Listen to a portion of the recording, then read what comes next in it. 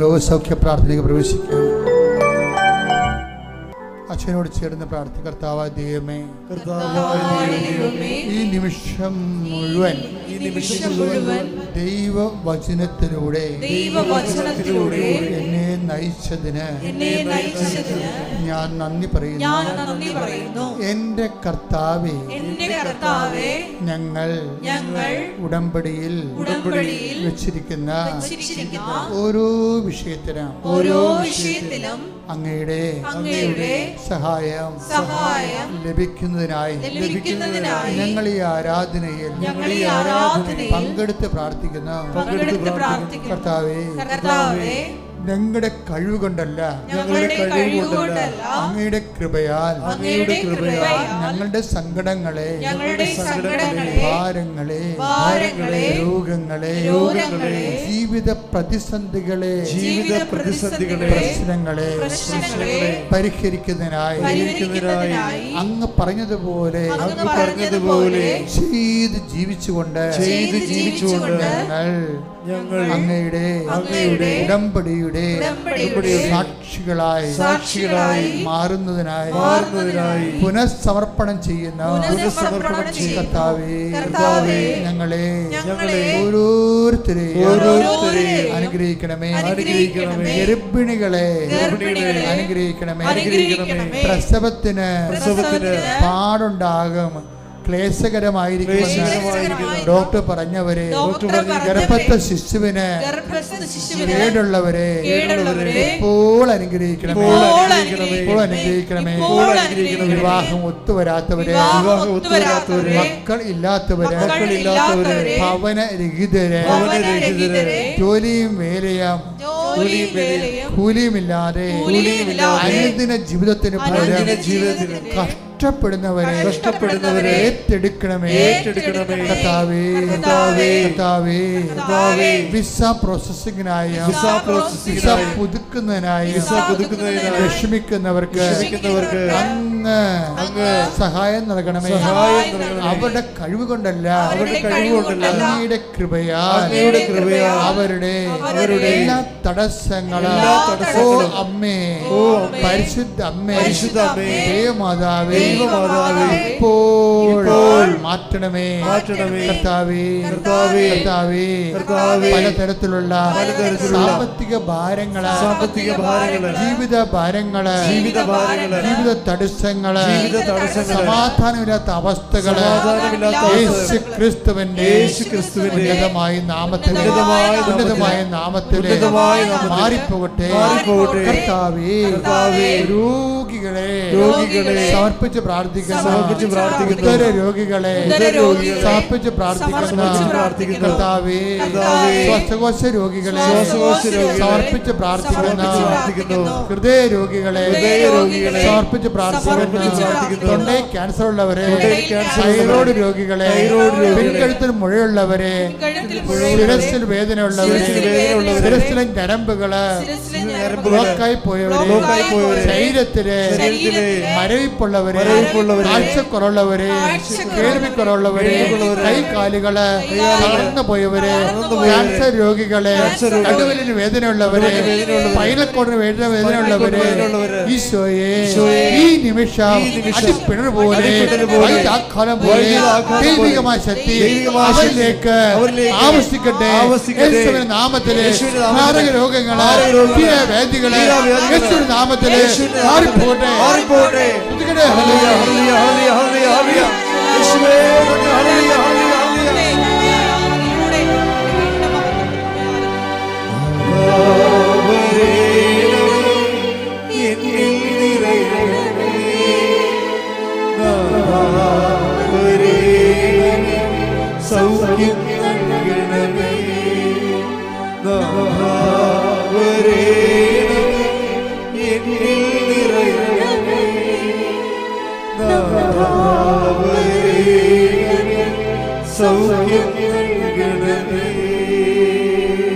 എൻ്റെ മക്കളെ, ശരീരത്തിലുണ്ടാകുന്ന രോഗങ്ങൾ കൈകൾ അവിടെ വെച്ച് മാറ്റിവെച്ചുകൊണ്ട് നിങ്ങൾ ശ്രദ്ധിച്ചുകൊണ്ടിരിക്കുക. അച്ഛൻ ശാസിച്ച് പ്രാർത്ഥിക്കേണ്ട സമയമാണ്.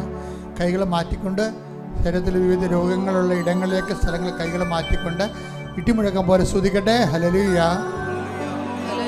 എൻ്റെ കർത്താവിൻ്റെ ഉന്നതമായ നാമത്തിലെ സഭയുടെ അധികാരത്തിലെ ദൈവത്തിൻ്റെ ശക്തിയാൽ 39 വർഷം ഞാൻ അർപ്പിച്ച കൃപാനയുടെ യോഗ്യതയാൽ കൃപാസ്ഥാനത്താറെ ജീവനോടെ പ്രത്യക്ഷപ്പെട്ട പരിശുദ്ധയുടെ മാധ്യസ്ഥത്തിൽ ഈ അൾത്താരയിൽ നടന്ന 10,000-കണക്കിന് ആരാധന ശക്തിയാൽ നമ്മൾ കഴിഞ്ഞ ദിവസങ്ങൾ നടത്തിയ ലക്ഷക്കണക്കിന് ജപമാലയുടെ ശക്തിയാൽ മാരക രോഗങ്ങൾ, തീരാവേദികൾ, ജീവദുരിതങ്ങൾ, നീ ദൈവപൈതരെ ഇന്ന് അനുഭവിക്കുന്ന എല്ലാവിധ ഭൗതികവും ആത്മീയവുമായ ജീവിത ദുരിതങ്ങൾ, തടസ്സങ്ങൾ, രോഗങ്ങൾ യേശുക്രിസ്തുവിന്റെ നാമത്തിൽ മാറിപ്പോകട്ടെ. ശ്രുതികട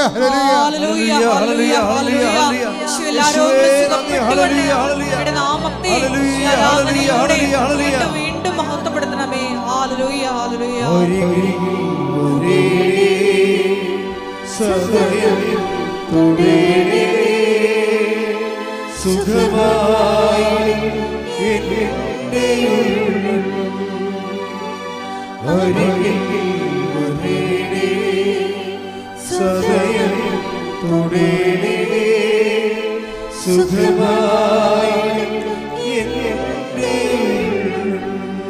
മുട്ടേന്നിക്കുക മക്കളെ, മുട്ടേന്നുകൊണ്ട് ഇപ്പോഴും മൗനമായി പ്രാർത്ഥിക്കുക. നമ്മൾ ഇത്രയും നേരം 2 മണിക്കൂറോളം കർത്താവിനെ കേട്ടുകൊണ്ടിരിക്കുകയെന്ന് ഓർക്കണം. ഈ ആസ്തിയിലാണ് എൻ്റെ മക്കൾ പ്രാർത്ഥിക്കേണ്ടത്. എന്തെങ്കിലും കാര്യങ്ങൾ അച്ഛൻ വിട്ടുപോയിട്ടുണ്ടെങ്കിൽ ആ വിഷയത്തിന് ദൈവം തീരുമാനമെടുക്കുന്ന പരിശുദ്ധമായി നിങ്ങൾക്ക് വേണ്ടി മധ്യസ്ഥം വഹിക്കുന്ന സമയമാണ്. മൗനമായി പ്രാർത്ഥിക്കട്ടെ. കർത്താവേ, അങ്ങയുടെ മക്കൾ മൗനമായി പ്രാർത്ഥിക്കുകയാണ്.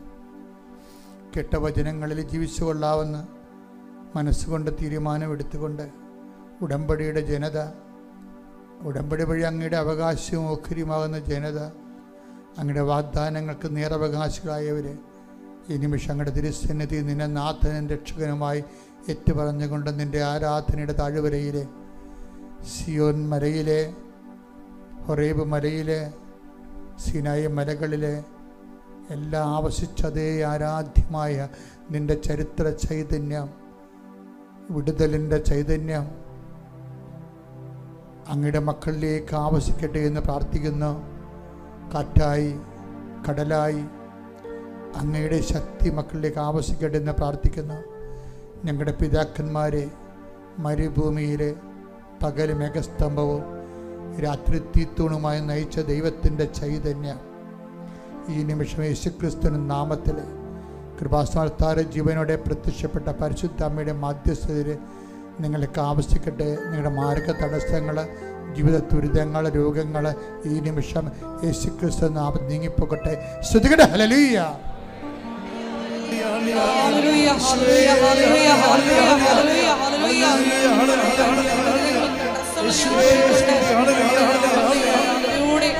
വീണ്ടും മഹത്വപ്പെടുത്തണമേ.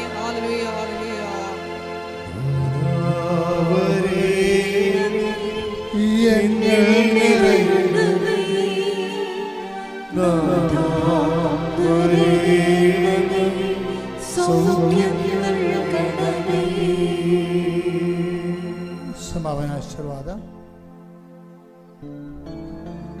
നമിച്ച് നമുക്ക് ദിവ്യകാരുണ്യനാഥന്റെ ആശീർവാദം സ്വീകരിക്കാം.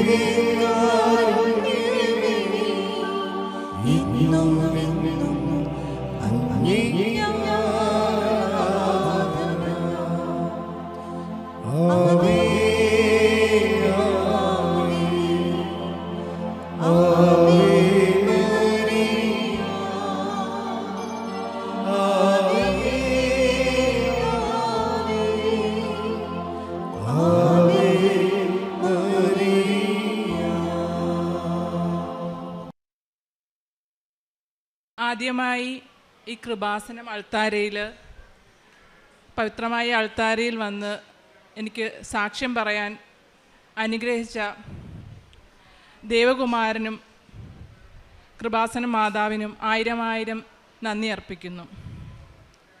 എൻ്റെ പേര് ടെസ്ന ജോസഫ്. ഞാൻ എറണാകുളം ജില്ലയിലെ വടുതലയിൽ നിന്നാണ് വരുന്നത്. ഞാനൊരു ആയുർവേദ ഡോക്ടറാണ്.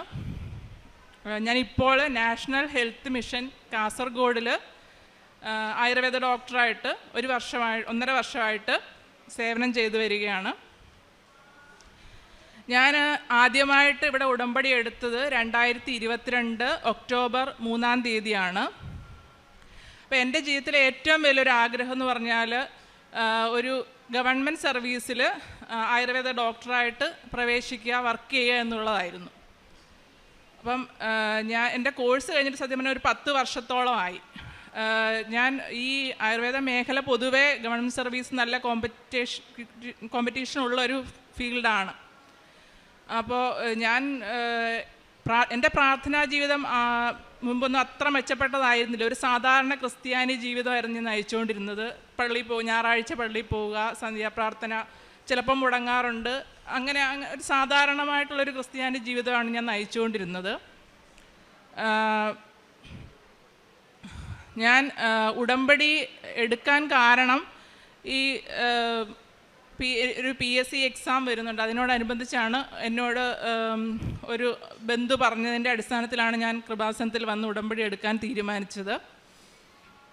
ഞാൻ ഈ 10 വർഷത്തോളം എൻ്റെ കഴിവിൽ വിശ്വസിച്ച് പ്രാർത്ഥന ഒരു സൈഡായിട്ട് കൊണ്ടുപോയിട്ട് വളരെ രാവും പകലും എന്നില്ലാതെ കഷ്ടപ്പെട്ട് ഉറക്കമൊളിച്ചൊക്കെ ഒത്തിരി PSC എക്സാമിന് വേണ്ടി, ഇൻ്റർവ്യൂവിന് വേണ്ടിയൊക്കെ ഒത്തിരി പ്രിപ്പയർ ചെയ്തു, പലതും അറ്റൻഡ് ചെയ്തു. എന്നാൽ ഒരു മെച്ചപ്പെട്ട ജോലിയൊന്നും എനിക്ക് ലഭിച്ചില്ല. പല ഗവൺമെൻറ് PSCയുടെ പല റാങ്ക് ലിസ്റ്റിൽ ഒരു റാങ്ക് ലിസ്റ്റിൽ പോലും ഞാൻ ഉൾപ്പെട്ടിട്ടില്ലായിരുന്നു. പിന്നെ ഈ ഉടമ്പടി എടുത്തപ്പോൾ തന്നെ ആദ്യത്തെ ഒരു 3 മാസം ഞാൻ ഉടമ്പടിയിലെ നിബന്ധനകളെല്ലാം എനിക്ക് കറക്റ്റായിട്ട് പാലിക്കാൻ സാധിച്ചില്ല. ചിലതൊക്കെ മുടക്കം വന്നിട്ടുണ്ട്. അപ്പം അങ്ങനെ അത് കഴിഞ്ഞിട്ടൊരു PSC എക്സാം വന്നു. അതിന് ഞാൻ വളരെ നന്നായിട്ട് പ്രിപ്പയർ ചെയ്ത് ഇരുന്നുകൊണ്ടിരുന്ന സമയത്ത് എക്സാമിന് ഒരു മാസം മുമ്പ് ഞാൻ പെട്ടെന്ന് തെന്നി വീഴുകയും എൻ്റെ വലത് ഷോൾഡറിൻ്റെ ലിഗമെൻറ്റിന് ഇഞ്ചുറി ഉണ്ടാകുകയും ചെയ്തു. കൈ അനക്കാൻ പറ്റാത്തതുപോലെയായി. അപ്പം ഞാൻ ഇങ്ങനെ ആ എക്സാം എനിക്ക് എഴുതാനേ പറ്റിയില്ല. അപ്പം ഞാനിങ്ങനെ ആ സമയത്ത് ഇങ്ങനെ ആലോചിച്ചു, മാതാവ് എനിക്ക് തന്നൊരു, ഞാൻ ഈ ഉടമ്പടിയിൽ കാണിക്കുന്ന ഒരു പ്രാർത്ഥനാ ജീവിതത്തിൽ കാണിക്കുന്ന ഒരു അലംഭാവത്തിന് അതിൽ നിന്ന് മാറി ഉടമ്പടിയിലേക്ക് കൂടുതൽ ഉണർവോടെ വരുവാൻ വേണ്ടി മാതാവ് എനിക്കെന്നൊരു ഒരു വാണിംഗ് ആണ് എന്ന് കരുതി ഞാൻ കുറച്ച് മാസങ്ങൾക്ക് ശേഷം ഇവിടെ വന്ന് ഉടമ്പടി പുതുക്കുകയും കൂടുതൽ തീക്ഷ്ണതയോടെ എന്നെക്കൊണ്ട് കഴിയുന്ന രീതിയിൽ ഉടമ്പടിയിൽ പറഞ്ഞിരിക്കുന്ന എല്ലാ കാര്യങ്ങളും ചിട്ടയായിട്ട് പാലിക്കാൻ തുടങ്ങി. ഏകദേശം ഒരു 2-3 പുതുക്കലിന് ശേഷം 2024 ഫെബ്രുവരി 27-ാം തീയതി കേരള PSCയുടെ ആയുർവേദ മെഡിക്കൽ ഓഫീസറിൻ്റെ എക്സാം നടക്കുകയുണ്ടായി. ആ എക്സാമിന് ഞാൻ വളരെ നന്നായിട്ട് പഠിച്ചു, പ്രാർത്ഥിച്ചു. ഇവിടെ ബഹുമാനപ്പെട്ട ജോസഫ് അച്ഛൻ്റെ അടുത്ത് വന്നിട്ട് ഹോൾ ടിക്കറ്റ് കൊണ്ടുവന്ന് വെച്ച് തലയിൽ വെച്ച് പ്രാർത്ഥിച്ചിട്ടൊക്കെയാണ് പോയത്. പക്ഷേ ആ എക്സാമിന് തൊട്ട് മുമ്പായിട്ട് ഇതുപോലെ തന്നെ വേറൊരു നാഷണൽ ആയുഷ് മിഷൻ്റെ എല്ലാ ജില്ലകളും കേരളത്തിൽ ഇത്രയും കോമ്പറ്റീഷൻ നിലനിൽക്കുന്ന ഒരു ഫീൽഡിൽ നാഷണൽ ആയുഷ് മിഷൻ്റെ എല്ലാ ജില്ലകളിലും കുറേ അധികം വേക്കൻസിക്ക് ഒരു എക്സാം വിളിച്ചിട്ട് ഞാനത് അറിയാണ്ട് പോയി. ഈ PSCക്ക് വേണ്ടി പഠിച്ചുകൊണ്ടിരിക്കുകയായിരുന്നു. അപ്പോൾ അതെനിക്ക് ഭയങ്കര ഡിപ്രഷനായി. അതുകൊണ്ടാണോ എന്താണെന്ന് അറിയില്ല, ആ എക്സാം ഹോളിൽ കയറിയപ്പോഴത്തേക്കും ഞാൻ ഭയങ്കരമായിട്ട് അങ്ങ് ബ്ലാങ്ക് ആയിപ്പോയി. എനിക്ക് എന്താണെന്നറിയത്തില്ല, പക്ഷേ ബബിൾ ചെയ്യുന്നുണ്ടായിരുന്നു, ആൻസർ ഷീറ്റ് ബബിൾ ചെയ്യുന്നുണ്ടായിരുന്നു. പക്ഷേ എങ്കിലും ആരോ എൻ്റെ കൂടെ ഉള്ളതുപോലെ, മാതാവിൻ്റെ ഒരു എൻ്റെ കഴിവല്ല, മാതാവിൻ്റെ ഒരു ശക്തമായിട്ടുള്ള ആരോ എൻ്റെ കൂടെ ഉണ്ട്, ഞാനല്ല ചെയ്യുന്നെന്നുള്ളൊരു വ്യക്തമായിട്ടുള്ളൊരു ബോധ്യം എനിക്ക് തോന്നിയിരുന്നു. എക്സാം കഴിഞ്ഞിട്ട് ഞാൻ വളരെയധികം നിരാശപ്പെട്ട് സങ്കടപ്പെട്ട് ആ സമയത്ത് തോന്നിയെങ്കിലും പിന്നെ എനിക്ക് തോന്നി ഇത് മാതാവിൽ, എൻ്റെ കഴിവിൽ നിന്ന് മാറി മാതാവിൽ പൂർണ്ണമായിട്ടും ശരണപ്പെടാനായിട്ടുള്ള ഒരു വഴിയാണെന്ന് ഞാൻ കരുതി. എനിക്കിത് കിട്ടും എന്ന് എന്താ എഴുതിയെന്ന് പോലും ഞാൻ പിന്നെ ഇതൊന്നും നോക്കിയില്ല, ആൻസർ ഷീറ്റൊന്നും നോക്കിയില്ല. എനിക്ക് കിട്ടുമെന്ന് മാതാവാണ് എനിക്ക് തരുന്നതെന്ന് ഞാൻ പൂർണ്ണമായിട്ട് വിശ്വസിച്ച് ശക്തമായിട്ട് പ്രാർത്ഥിക്കാൻ തുടങ്ങി. അങ്ങനെ റാങ്ക് ലിസ്റ്റ് വന്നപ്പോൾ ഏതാണ്ട് 15,000-ഓളം പേര് നല്ല രീതിയിൽ പഠിച്ച്, എല്ലാവരും നന്നായിട്ട് തന്നെ പഠിക്കുന്നവർ. അപ്പോൾ ആ ഒരു 15,000 പേരോളം എഴുതിയ എക്സാമിൽ 85ാമത്തെ റാങ്ക് എനിക്ക് ലഭിച്ചു. പിന്നെ അത് കഴിഞ്ഞിട്ട് ഞാനിങ്ങനെ റാങ്ക് ലഭിച്ചെങ്കിൽ നിയമനം ഒന്നും ആയില്ല. അപ്പോൾ ഇങ്ങനെ ഞാൻ വളരെ നിരാശപ്പെട്ട് എന്ത് ചെയ്യണം, വേറെ ഫീൽഡിലേക്ക് പോകണോ എന്നൊക്കെ വിചാരിച്ച് ഞാനിങ്ങനെ ഇരുന്നു.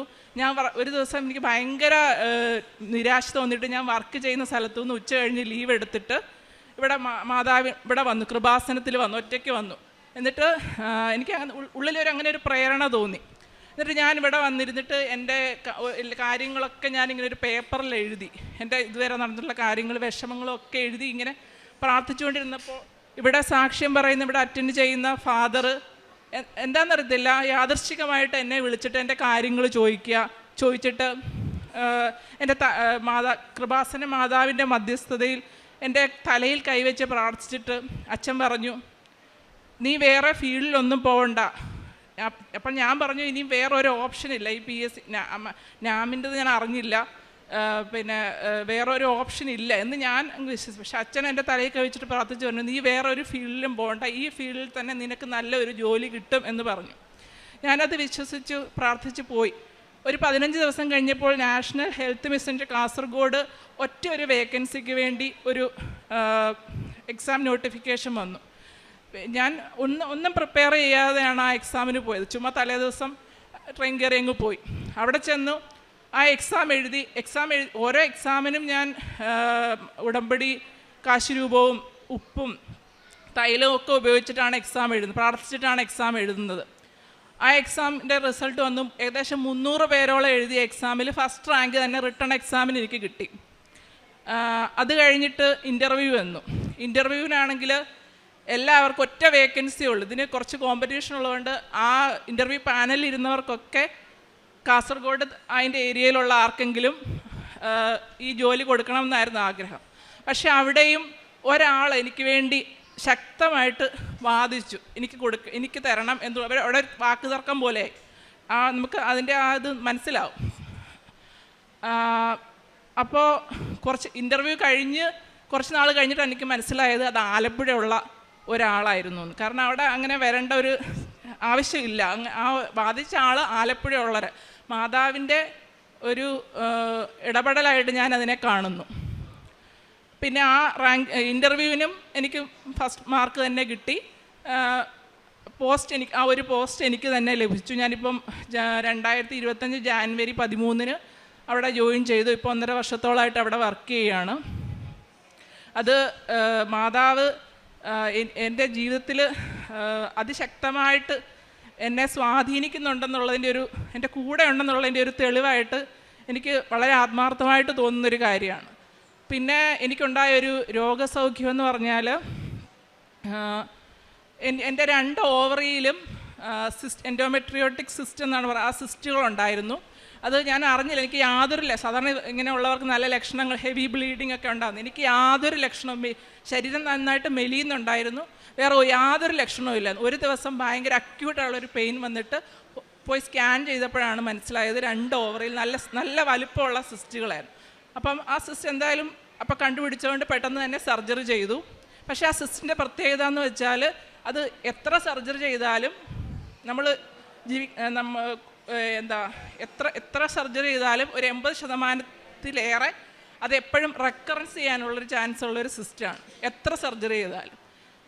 പക്ഷേ ഞാനിവിടെ വന്ന് ജോസഫ് അച്ഛനെ കണ്ട് അച്ഛൻ തലയിൽ കൈവച്ച് പ്രാർത്ഥിച്ച് വെഞ്ചരിച്ച തൈലം എൻ്റെ കയ്യിൽ തന്നിട്ട് അത് വയറിൽ ആ ഭാഗത്ത് തടവി പ്രാർത്ഥിക്കണമെന്ന് പറഞ്ഞു. ഞാൻ അതുപോലെ ചെയ്തു.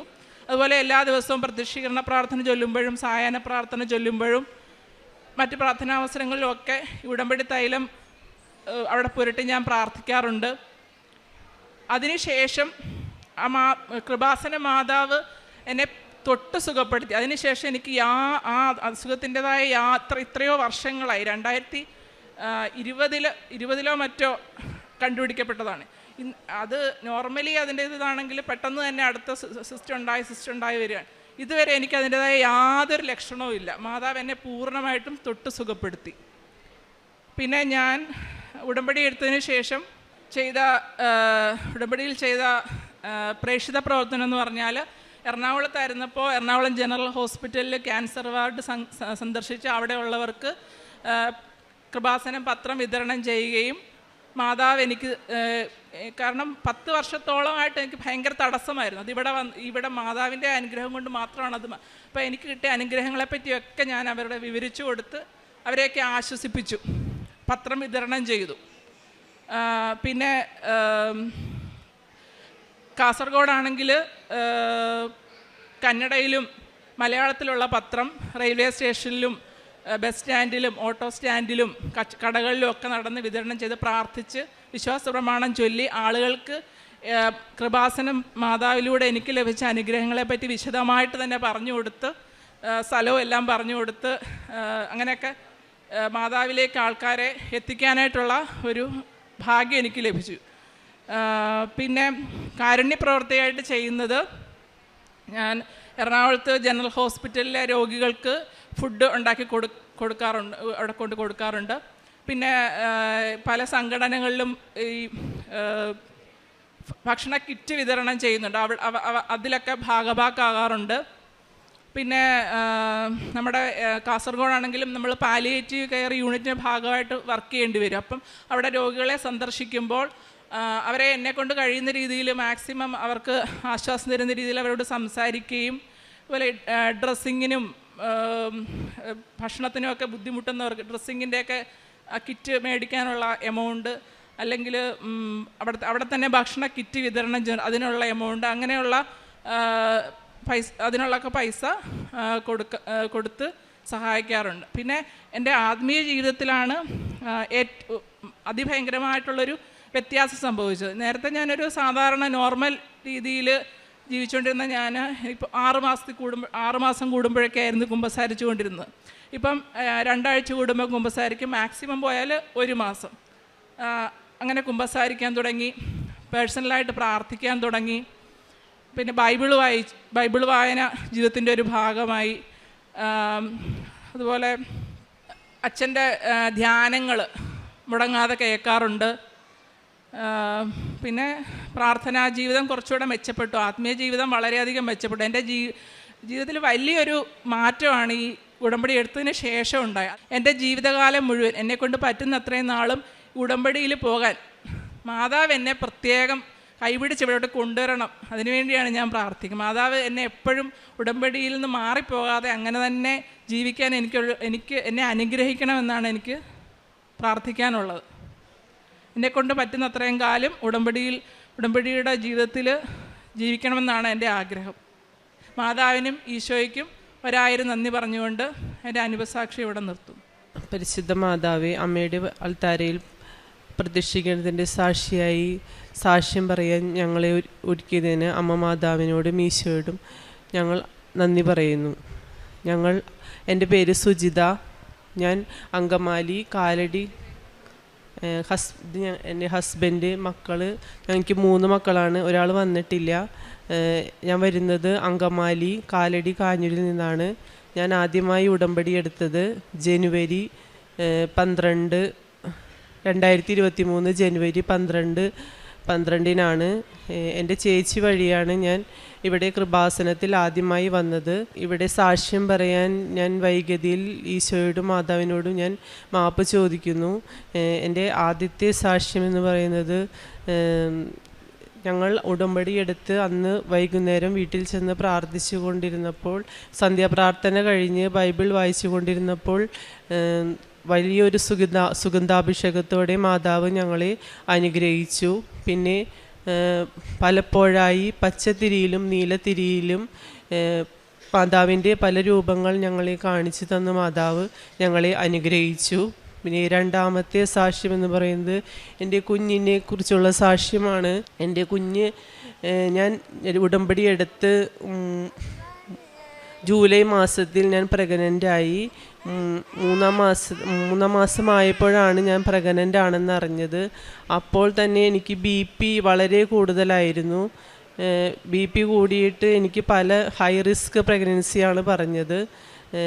പിന്നെ ഞാൻ ഹോസ്പിറ്റലിൽ പോയി അഡ്മിറ്റ് ആകും, വീട്ടിൽ വരും, അങ്ങനെയായിരുന്നു. പിന്നെ 5ാമത്തെ സ്കാനിങ്ങിൽ കുഞ്ഞിൻ്റെ ഹാർട്ടിന് മുകളിൽ ഒരു തടിപ്പ് പോലെ കണ്ടു. ഡോക്ടർ പറഞ്ഞു അമൃത ഹോസ്പിറ്റലിൽ പോയി സ്കാൻ ചെയ്യണമെന്ന് പറഞ്ഞു. ഞങ്ങൾ വളരെ വിഷമത്തോടെ മാതാവിനോട് മുട്ടിപ്പായി പ്രാർത്ഥിച്ച് വിശുദ്ധ തൈലവും ഉപ്പും കഴിച്ച് വിശുദ്ധ തൈലം എൻ്റെ വയറ്റിൽ പുരട്ടി ഞാൻ മാതാവിനോട് പ്രാർത്ഥിച്ചു. അതിൻ്റെ അനുഗ്രഹത്തിൽ ഞാൻ അമൃത ഹോസ്പിറ്റലിൽ ചെന്ന് സ്കാൻ ചെയ്തപ്പോൾ കുഞ്ഞിൻ്റെ ഹാർട്ടിന് മുകളിലുള്ള തടിപ്പ് മാറിപ്പോയതായി ഡോക്ടർ പറഞ്ഞു. അങ്ങനെ ഒരു തടിപ്പ് അവിടെ ഇല്ല എന്ന് ഡോക്ടർ പറഞ്ഞു. അത് വളരെ മാതാവ് ഞങ്ങളെ അനുഗ്രഹിച്ചെന്ന് മാതാവിനോട് ഞങ്ങൾ നന്ദി പറയുന്നു. 7ാം മാസത്തിൽ ഇതുപോലെ സ്കാനിങ് ചെയ്തപ്പോൾ തന്നെ ഞങ്ങളുടെ അടുത്ത് പറഞ്ഞു അമ്മയിൽ നിന്നുള്ള കുഞ്ഞിലേക്കുള്ള ബ്ലഡ് സർക്കുലേഷൻ കുറവാണെന്നും അപ്പോൾ തന്നെ കുഞ്ഞിനെ ഓപ്പറേഷൻ ചെയ്ത് പുറത്തെടുക്കണമെന്ന് പറഞ്ഞു. ഞങ്ങൾ വളരെ വിഷമിച്ചു. അതുപോലെ തന്നെ ഡോക്ടർ പറഞ്ഞു എത്രയും പെട്ടെന്ന് ഓപ്പറേഷൻ ചെയ്തെടുക്കണമെന്ന് പറഞ്ഞപ്പോൾ ഞങ്ങൾ വളരെ വിഷമിച്ചു. ഇതുപോലെ മാതാവിനോട് പ്രാർത്ഥിച്ച് സാക്ഷ്യം പറഞ്ഞാൽ കൊള്ളാമെന്ന് ഞങ്ങൾ മാതാവിനോട് പ്രാർത്ഥിച്ച് സാക്ഷ്യം പറഞ്ഞോളാമെന്ന് ഞാൻ മാതാവിനോട് പറഞ്ഞു. പ്രാർത്ഥിച്ച് ഉടമ്പടി തൈലം വയറ്റിൽ പുരട്ടി ഉടമ്പടി ഉപ്പ് കഴിച്ച് ഇതുപോലെ സ്കാൻ ചെയ്തപ്പോൾ ഒരാഴ്ച കഴിഞ്ഞ് ഡോക്ടർ പറഞ്ഞു സ്കാൻ ചെയ്ത് നോക്കട്ടെ, നമുക്ക് എന്നിട്ട് എന്താ വേണ്ടതെന്ന് ചെയ്യാമെന്ന് പറഞ്ഞു. ഒരാഴ്ച കഴിഞ്ഞ് സ്കാൻ ചെയ്തപ്പോൾ ഡോക്ടർ പറഞ്ഞു ഒരു കുഴപ്പവുമില്ല, കുഞ്ഞ് വളരെ ആരോഗ്യത്തോടെ തന്നെ ഇരിക്കുന്നു. അങ്ങനെ ഞങ്ങൾ 9ാം മാസം വരെ ഞങ്ങൾ ഇതുപോലെ പ്രാർത്ഥിച്ച് മുന്നോട്ട് പോയി. നല്ല ആരോഗ്യമുള്ള ഒരു കുഞ്ഞിനെ നൽകി മാതാവ് ഞങ്ങളെ അനുഗ്രഹിച്ചു. പിന്നെ ഞങ്ങളുടെ 3ാമത്തെ സാക്ഷ്യം എന്ന് പറയുന്നത് ഹസ്ബൻഡിന് ജോലിയില്ലാതെ ഞങ്ങൾ വിഷമിച്ച് നടന്ന സമയത്ത് ഞാൻ നിയോഗത്തിൽ വെച്ചു ഭർത്താവിനൊരു ജോലി നൽകണമെന്ന്. അങ്ങനെ ഞാൻ പ്രാർത്ഥിച്ചതിൻ്റെ ഫലമായി മാതാവ് ഹസ്ബൻഡിന് ഒരു ഐസ്ക്രീം കമ്പനിയിൽ ജോലി നൽകി മാതാവ് ഞങ്ങളെ അനുഗ്രഹിച്ചു. പിന്നെ 4ാമത്തെ സാക്ഷ്യം എന്ന് പറയുന്നത് ഇത് എൻ്റെ 2ാമത്തെ കുഞ്ഞാണ്. അവൾക്ക് അലർജിയുടെ ചുമയുണ്ടായിരുന്നു. അലർജിയുടെ ചുമ എന്ന് പറഞ്ഞാൽ ചുമച്ച് രാത്രിയൊക്കെ അവൾ എഴുന്നേറ്റിരുന്ന് ചുമയ്ക്കും. ഞാൻ മാതാവിൻ്റെ ഉപ്പും തൈലവും രാവിലെയും വൈകുന്നേരം പ്രാർത്ഥന കഴിയുമ്പോൾ ഞാൻ കൊടുക്കും. അങ്ങനെ കൊടുത്തതിൻ്റെ ഫലമായി വലിക്കുന്ന സാധനം 15 വയസ്സ് വരെ വലിക്കണമെന്നാണ് പറഞ്ഞത്. ഞാൻ ഡോക്ടറെ കണ്ടപ്പോൾ ഇനിയൊരു കുഴപ്പവുമില്ല, അത് നിർത്താം, ഫുള്ളായിട്ടത് മാറി, ഇനി അലർജിയുടെ പ്രോബ്ലം ഒന്നും ഇല്ല എന്ന് പറഞ്ഞു. ഇത്രയും വലിയ അനുഗ്രഹം തന്ന മാതാവിന് ഈശോയ്ക്കും ഒരുപാട് നന്ദി പറയുന്നു. പിന്നെ എൻ്റെ സാക്ഷ്യം എന്ന് പറഞ്ഞാൽ ഞങ്ങളുടെ കിണറ്റിൽ വേനൽക്കാലമായ വെള്ളമില്ല, ഒട്ടും തന്നെ വെള്ളമില്ല. 2-3 പ്രാവശ്യമൊക്കെ മോട്ടർ അടിച്ചാലാണ് ഞങ്ങൾക്ക് ഇത്തിരി കുടിക്കാൻ പോലും വെള്ളം കിട്ടാറുള്ളൂ. ഞങ്ങൾ വിശ്വാസ പ്രമാണം ചൊല്ലി ഉപ്പിട്ട് പ്രാർത്ഥിച്ചു. അതിൻ്റെ ഫലമായി ഇപ്പോൾ കിണറ്റിൽ നന്നായി വെള്ളമുണ്ട്. ഈ വേനൽക്കാലം വന്നപ്പോൾ ഒരു തുള്ളി വെള്ളം പോലും ഇല്ലാതില്ല, നല്ല വെള്ളമുണ്ട്. ഗവൺമെൻറ് ഹോസ്പിറ്റലുകളിലും ആരാധനാലയങ്ങളും വീടുകളിലും കയറിറങ്ങി കൊടുക്കും. കാരുണ്യ പ്രവർത്തികളായി ഞങ്ങളിലാവുന്ന സഹായം ഞങ്ങൾ കൊടുക്കും, രോഗികളെ കണ്ടു കൊടുക്കാറുണ്ട്.